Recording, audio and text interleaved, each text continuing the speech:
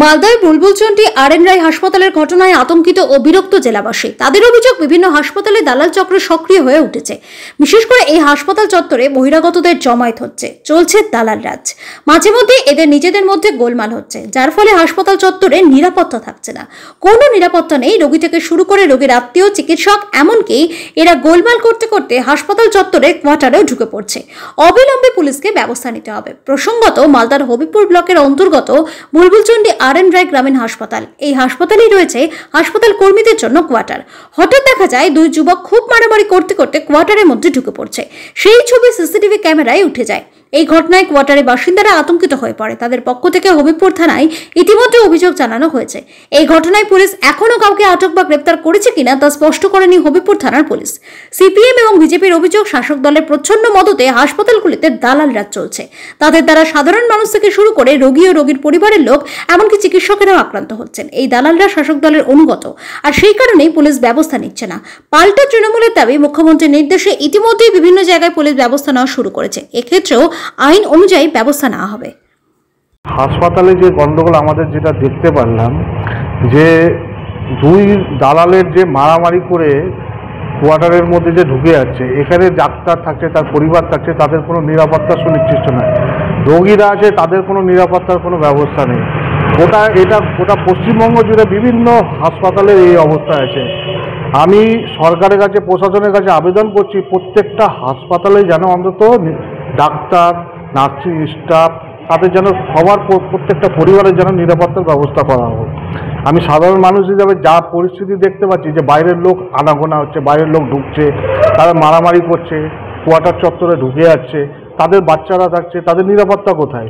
সেই জন্য সাধারণ নাগরিক হিসাবে আমি সরকারের কাছে আবেদন করছি, যেন প্রত্যেকটা হাসপাতালে অন্তত তাদের নিরাপত্তা অন্তত সুনিশ্চিত করুক সরকার। আমরা গ্রামের লোক হিসেবে এতটুকু বলবো যে একটা গ্রামীণ হাসপাতালে ওখানে চিকিৎসার জন্য সাধারণ মানুষ যাচ্ছে চিকিৎসা করাতে, সেখানে গিয়ে সাধারণ মানুষ হেনস্থার শিকার হচ্ছে, ডাক্তারের পরিবাররাও হেনস্থার শিকার হচ্ছে। সেখানে সেই গ্রামীণ হাসপাতালে রাতের বেলা গিয়ে যদি দেখা যায় সেখানে জুয়ার আড্ডা হচ্ছে, মদের ঠেক হচ্ছে, সেই জায়গায় দাঁড়িয়ে মানে কি বলবো, ডাক্তারের পরিবার তো শুধু না, সমস্ত ক্ষেত্রে সাধারণ মানুষ ওখানে বিপর্যস্ত হয়ে আছে। এবং সাধারণ মানুষের আগামী দিন যা পরিস্থিতি আসছে, যে ডাক্তারের কাছে যাওয়ার থেকে শুরু করে বিভিন্ন জায়গায় যেতে গেলে মানুষকে হেনস্থার শিকার হতে হচ্ছে। এটা ডাক্তার এবং ডাক্তারদের যারা অ্যাসিস্ট্যান্ট হিসাবে থাকছে বা ওখানকার যারা লোকাল দালাল হিসাবে কাজ করছে, তারাই ওখানকার স্টাফ থেকে শুরু করে তারাই এগুলো করছে। আমরা চাই এটা নিয়ে মানে স্বাস্থ্য ভবন থেকে উচ্চতর একদম মানে এর ব্যবস্থা নেওয়া উচিত, এবং এদেরকে রীতিমতো যত তাড়াতাড়ি সম্ভব এদেরকে জেলের ব্যবস্থা করা উচিত। গোটা মালদা জেলাতে হসপিটালে একটা দালালদের রাজ চলছে। এই দালালরা যখন কাটমানি নিয়ে কম বেশি হচ্ছে তখন গন্ডগোল করছে।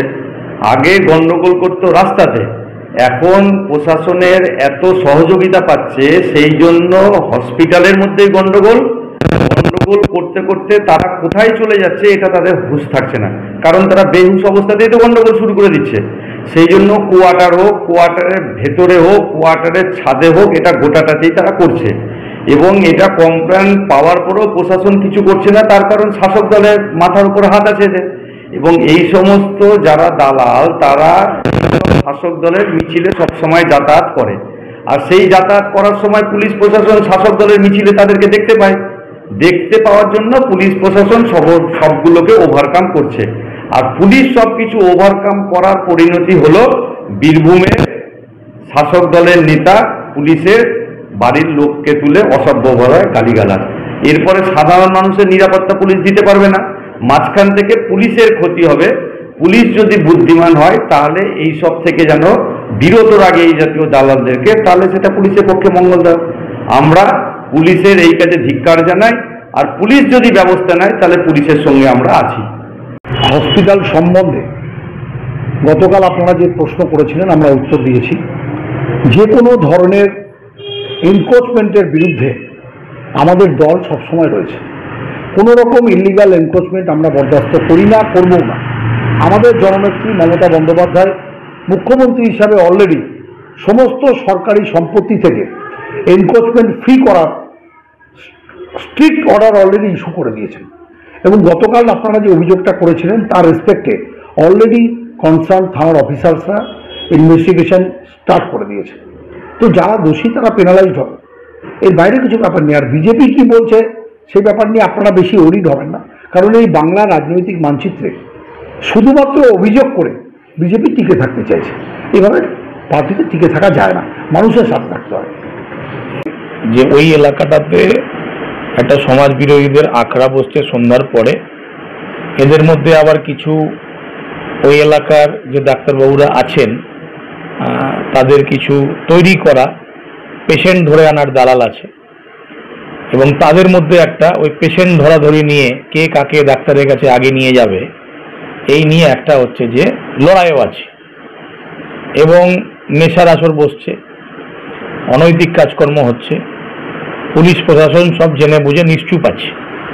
সেদিনের ঘটনা যদ্দূর খবর পেয়েছি যে এই পেশেন্ট ধরাধরিকে কেন্দ্র করে একটা নিজেদের মধ্যে উত্তপ্ত বাক্য বিনিময়, তারপরে সেটা মারামারির পর্যায়ে চলে যায়, এবং তারপরে ডাক্তারবাবুদের কোয়ার্টারের ভেতরে ঢুকে যাওয়ার উপক্রম হয়েছিল। তাদের পরিবার পরিজনরা প্রচণ্ড আতঙ্কিত অবস্থায় আছে, এলাকার মানুষও এটা নিয়ে প্রচণ্ড বিরক্ত আছে।